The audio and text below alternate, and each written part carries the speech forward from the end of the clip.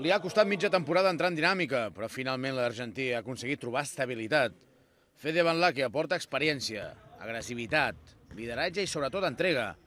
Per l'escorta, haver guanyat a Estudiantes porta l'equip a una nova dimensió. Durante la temporada tuvimos partidos donde estuvimos a punto, perdiendo 3 prórrogas fuera de casa y partidos donde realmente prácticamente no hemos competido. Entonces hemos dado un paso importante, un buen cambio en la mentalidad después del parón de la Copa y creo que a partir de ahora a ver si seguimos escalando posiciones para seguir jugando bien y ganando fuera de casa.